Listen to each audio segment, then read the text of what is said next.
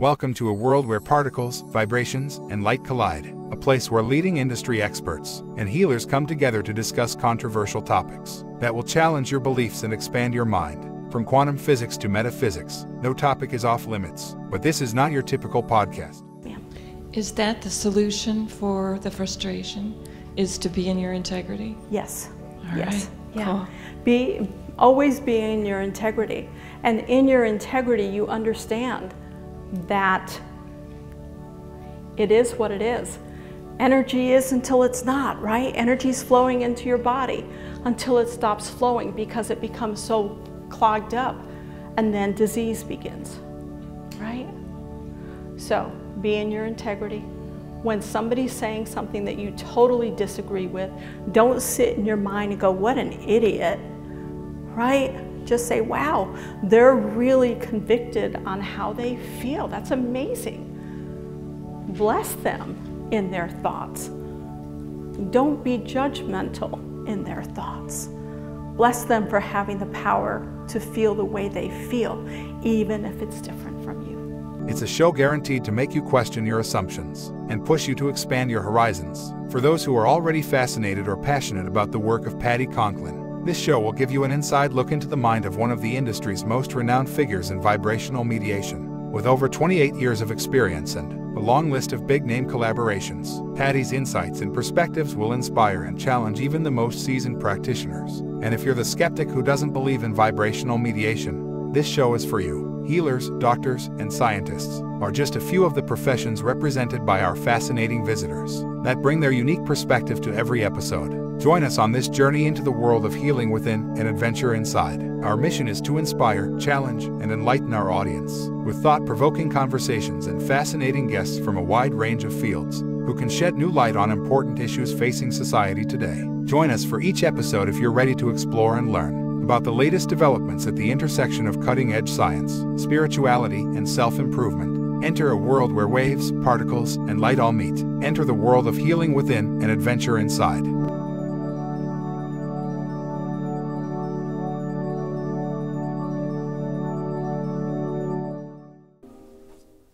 Hi everyone, this is Patti Conklin and Healing Within and Adventure Inside.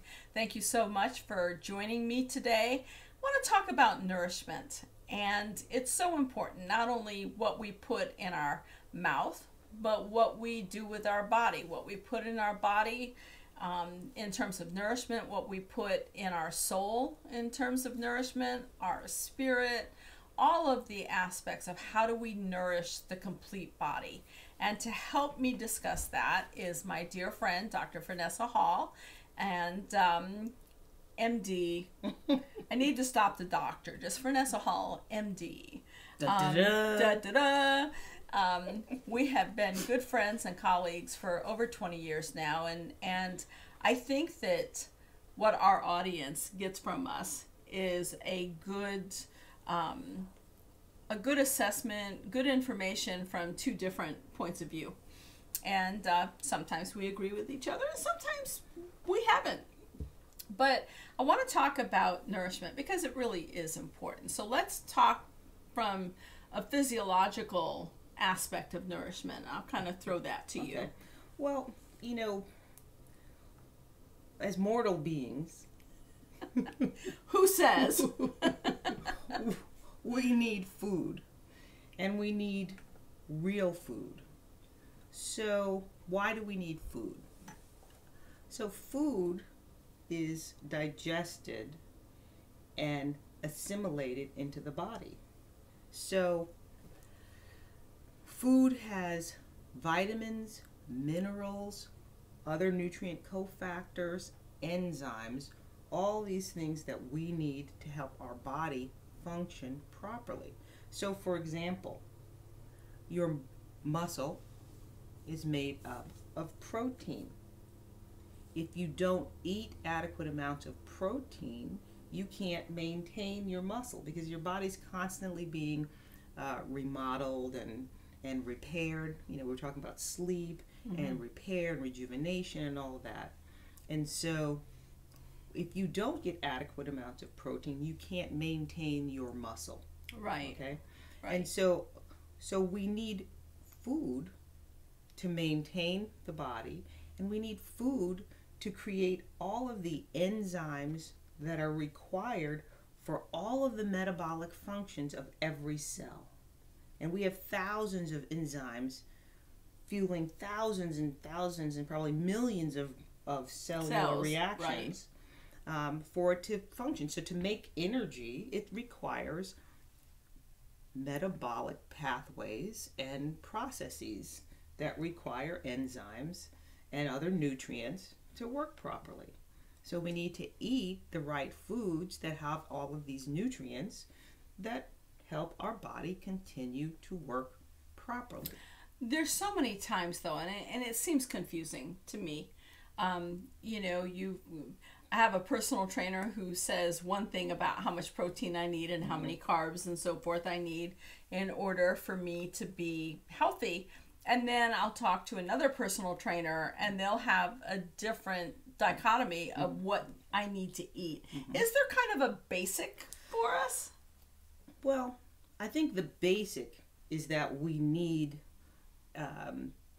protein, we need carbs, we need good fats. Now, how you slice that up for you individually, that's the part that is a little more challenging.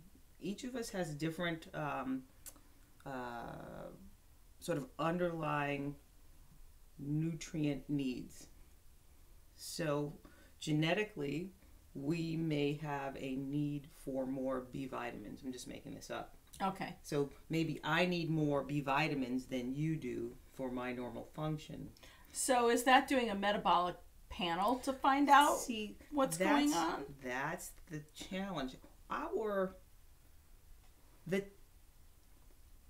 What we would like to believe is that we have tests that can really adequately dial in exactly what we need.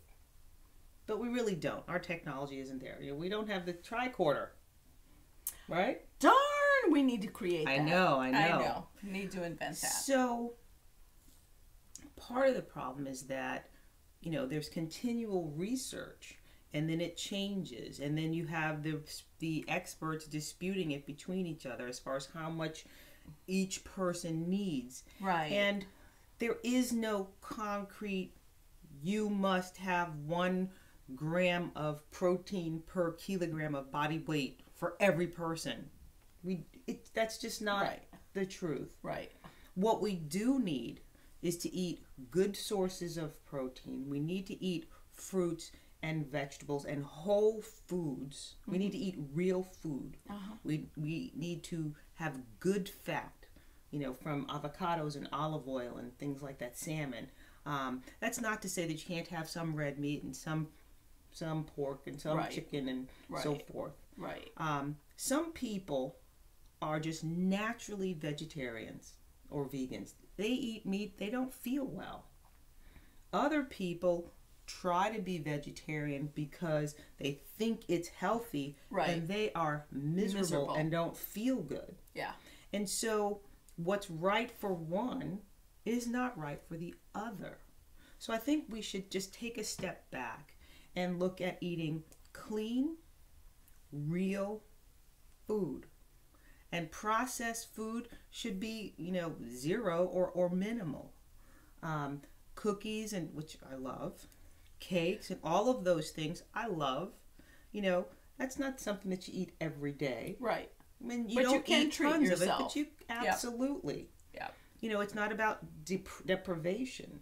Right. But it is about being mindful about what your body needs. The other thing too is that some people don't eat enough.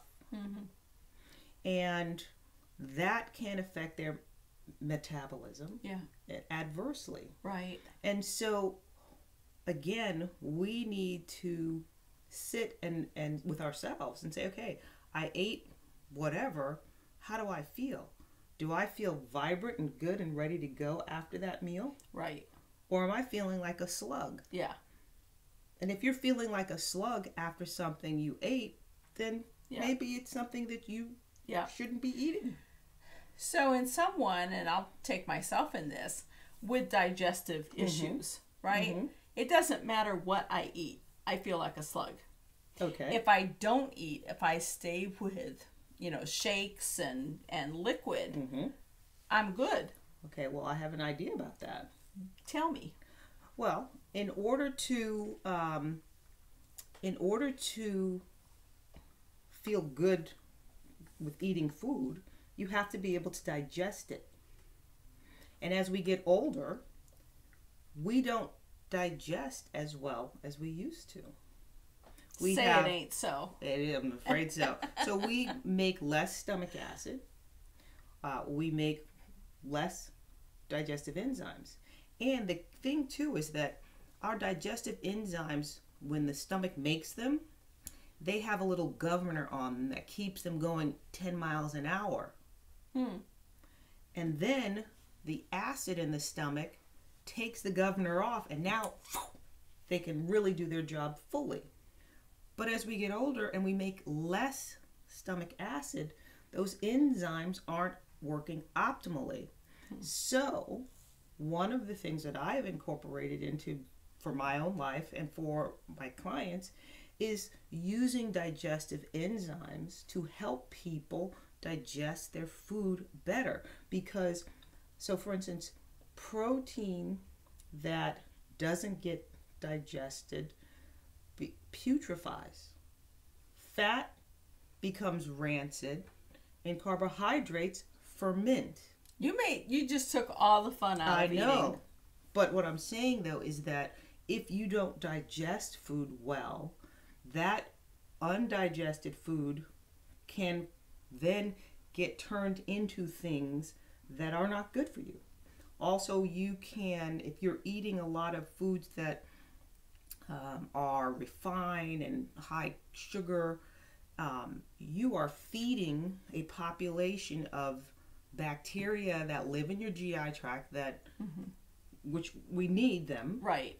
But you're feeding a selective population that aren't as good for us, that when they proliferate and grow unchecked, they can cause physical problems for us. Right. And so you need to be able to eat properly, but you need to be able to digest it, because that creates other issues. And it may be for you that you need enzymes to help you digest your food more thoroughly, right, so that you actually are extracting those nutrients and getting them into your body. I mean, think about it. If you eat a piece of protein and you can only digest 10% of it and the rest of it putrefies, well, yeah, you feel bad because you got this lump of stuff in there. Right, right. And you're not getting those amino acids, which is the breakdown tiny pieces of protein, right? Right. Then you're not getting them absorbed into your system to go create those enzymes and to go build your muscle and to go repair the cells. So that may be the issue for you. Right, right. And so it really is important to give your body, the full array of nutrients, to not give your body the junk, the trans fats that your body doesn't even know what to do with. Right. Excessive alcohol, which is essentially a toxin that your body then has to detoxify. Right. And I'm not saying zero, I'm just saying not to excess. Right. And give yourself water, because the body is like, what 70% water? Right. And you need water for all these reactions. Water. Absolutely. So, it's just, if you keep it simple like that, and not counting calories and how many grams and carbs of this, whatever. I mean, that just gets too complicated. Right, right. It really does. It really does. So in looking at our body and its needs and capabilities and so forth, we also have to look at our soul and how much energy are we giving spiritually to ourselves, energetically to our soul, to our spiritual aspect and so forth. And, I think it's important, folks, that we all take time to either meditate, if that's your thing, or journal. For me, I like silence. I like to sit quietly and listen to myself and just have silence within me. Other people want to listen to a meditation program, to a meditation, whatever. It's important. It's important for you to feel that energy field going through you. And I always suggest that you start at the bottom of your feet and bring it up your body and out, not from the top of your head down. You want to bring in earth energy from the bottom up, bringing it up your body and allowing your body to just absorb it. You know, we talk about, people will say, well, I work with this person and they're just an energy vampire because they just suck the life out of me. Well, again, go back to an earlier program, look through. It's a choice. It's a choice to give your energy or not give your energy. There's no one that can be an energy vampire and take away from you unless subconsciously you're allowing them to take away from you. If you're a practitioner, if you're a physician, whatever you are, and you're giving energy, then understand it's an unlimited source. You'll always have the energy. But if you're subconsciously allowing someone to take it, then you are part of the issue. And it's not about protection. You know, I've got this real issue with protection because protection means that there's something that you're afraid of that you need to protect yourself from. I don't want you to live in fear. I want you to understand that you have the capability to keep your energy within yourself. You don't have to give it to anyone, and you have an unlimited source of it. And I think that if people understood that better and spent time journaling, listening to meditation, whatever it is that they need, they would understand how much better they'd feel with it. Yeah, that I think for me what you're saying is we need to spend time energizing our vital energy. You know, think of it that that's a way to plug in to the universe. Well, and looking at it in a way that's fun. I mean, you know, me as a practitioner, you as a physician, doesn't necessarily make it fun for us. I mean, Okay. We enjoy our work, right? Yeah. I mean, we enjoy working with people, but that's not our fun time. Your fun time is being a musician. Oh, absolutely. Or me being out on the water, fishing, you too, fishing. But that rejuvenates our soul. Yes. And doing something that's playful, that's fun, that's out of our daily routine. And you know, when you talk about fishing and being out in nature, nature is one of those things that really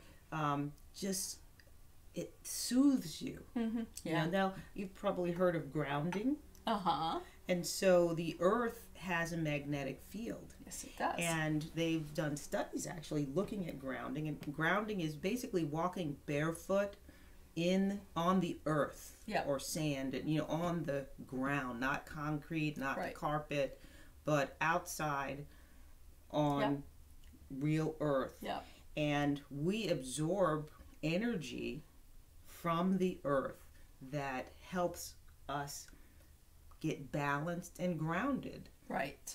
And so we can derive that energy from nature. Yeah. And I mean, let's face it, you know, when I've gone on vacation and I've been places and the view was spectacular. I mean, like this morning. Yeah. When I got up and the view from the cabin out on the water with the mist flowing in and the sun coming up, I was just mesmerized. And I just stood there in silence, soaking it in. And it was a wonderful, warm, and I don't even know how to describe it, experience. And I felt better from it. And I think that we need to take time and notice that beauty. Yeah. Yeah. It's so important. And you know, I remember as a kid, I mean, I don't like shoes. That's the bottom line. I don't like shoes. I would rather not have shoes. And so I will go outside barefoot as much as I could. And when I bought this place, it had pea gravel outside the door for the sitting area. And so what I ended up doing is putting in sod. And I put in sod that's barefoot sod. so that you can walk out and it's just wonderful for your feet and running around. But I still, to this day, and I don't know if you remember this from our old neighborhood, but if we got snow here in Georgia, in North Georgia, the first thing I would do is go outside barefoot. I don't remember that. You don't like the cold. No. And I wouldn't do it every day, but I was so used to, as a kid, growing up in heavy snowstorms and so on, running out to the outhouse, and I didn't want to put my shoes on. And so as a little kid, I went out barefoot. And so, mind over matter. When I go out in the snow barefoot, I'm not cold. And I'll walk around here in 30-degree weather or 25-degree weather. The colder it gets, the less likely I'll wear a jacket. Because for me, it's like, this is like back home. This is like when I grew up.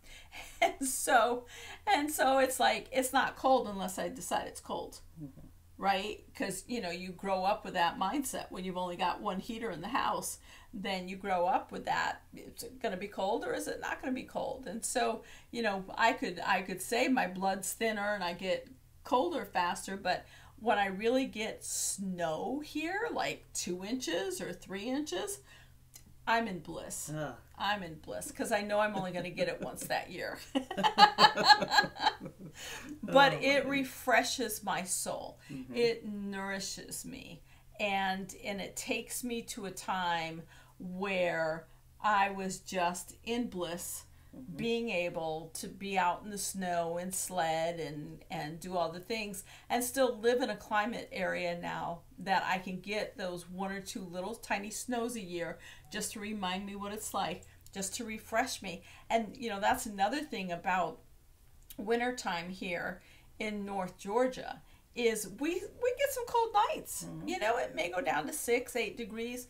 For me, that is a complete cleansing of the air and the body. When I'm breathing cold air like that, it is, for me, a cleansing. It allows me to go into this whole area of my body and oxygenate my cells with this fresh, crisp air. Because if I'm in air that is constantly humid or, warm or whatever, I start to feel stifled. And so it's important for you to look at what things nourish not only your body, but your soul. And to understand within a family unit, I have a grandchild who is really showing signs of being a natural vegetarian. Mm-hmm. Will not willingly eat meat at all. And so it's respecting, even though they're tiny, respecting the fact that they now have their taste buds that are beginning, and being able to allow them to grow into what their body needs, what's helpful for them. So I think it's that combination of, finding out what your body needs and understanding it's going to change at times. You're going to go through cycles where you really want and need a lot of different types of food that and then sometimes you're not processing, you're not digesting those foods well. And finding out what it was. When I was on the road, everybody knew if I gave a lecture, when I got done with the lecture, you get me a steak, don't bother cooking it, and give me a Guinness. That's what I wanted when I got off the stage, because my protein levels, it was clear how much my protein levels just plummeted while I was on stage. And the dark beer of a Guinness and the steak would just bring it right back up. And so, but now that I'm not on the road as much, then all of a sudden it's a different ball game. Mm-hmm. Now if I eat a steak, still like my Guinness once in a while, but if I eat a steak, I'm not processing it the way, because my body's not grabbing it from me. But you're listening to your body. Yeah. And having it help guide you to what you do or don't need. Yeah. And I think that, you bring up a good point of a child that now just doesn't want meat. Now, kids aren't saying themselves generally, I don't want meat because, support PETA or whatever Right, it is. right.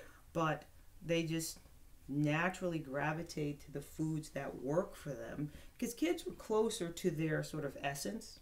Right. You know, and they can't help but figure out how they feel, you know, Yeah. because they don't have this conscious, you know, bias. Right. They're right. just experiencing, and their experiences. I don't like that so much. Yeah. You Yeah. know, and they can't necessarily say because it makes me feel this or that or Right. whatever. It's just that, nah, not that. Right. So, you know, I think that we can get back in touch with that aspect of ourselves. Yeah. And again, being mindful about how you feel after you eat something. Yeah. You know, Yeah. there are some things that I eat and I am just like a zombie. Yeah. Yeah. So I really don't eat those things. Yeah.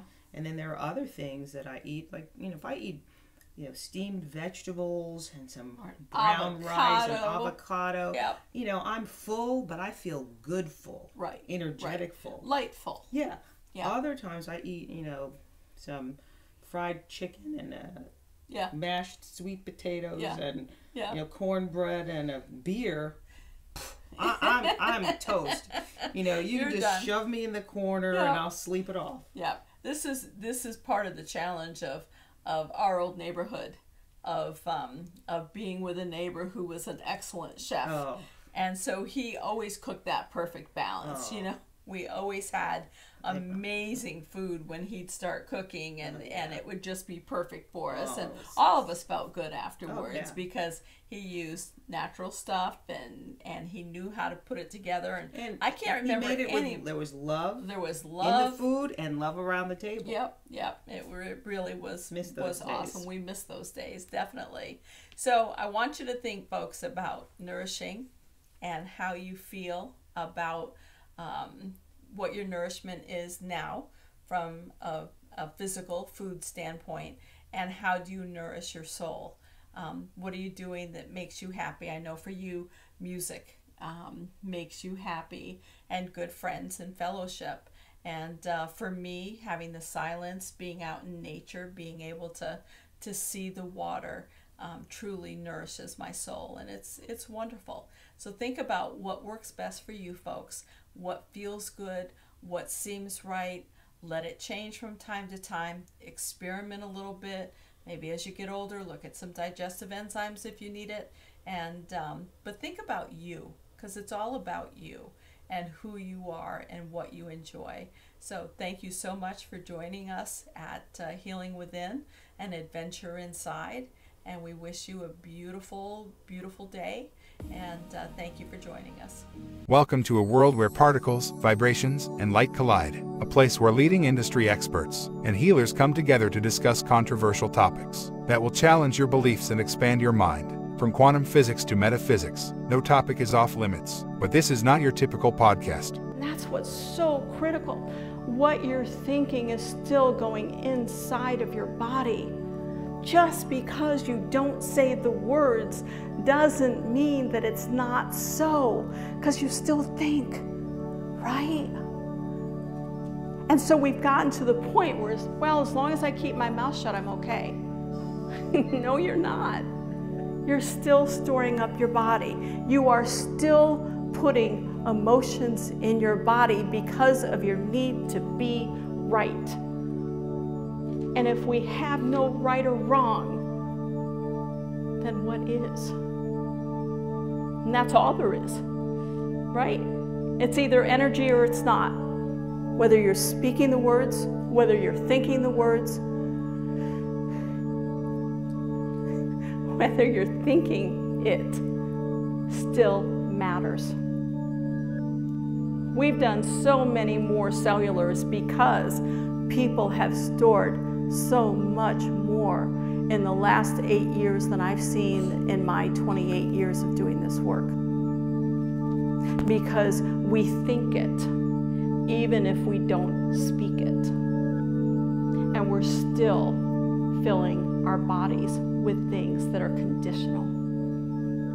It's a show guaranteed to make you question your assumptions and push you to expand your horizons. For those who are already fascinated or passionate about the work of Patti Conklin, this show will give you an inside look into the mind of one of the industry's most renowned figures in vibrational mediation. With over 28 years of experience and a long list of big-name collaborations, Patti's insights and perspectives will inspire and challenge even the most seasoned practitioners. And if you're the skeptic who doesn't believe in vibrational mediation, this show is for you. Healers, doctors, and scientists are just a few of the professions represented by our fascinating visitors that bring their unique perspective to every episode. Join us on this journey into the world of healing within and adventure inside. Our mission is to inspire, challenge, and enlighten our audience with thought-provoking conversations and fascinating guests from a wide range of fields who can shed new light on important issues facing society today. Join us for each episode if you're ready to explore and learn about the latest developments at the intersection of cutting-edge science, spirituality, and self-improvement. Enter a world where waves, particles, and light all meet.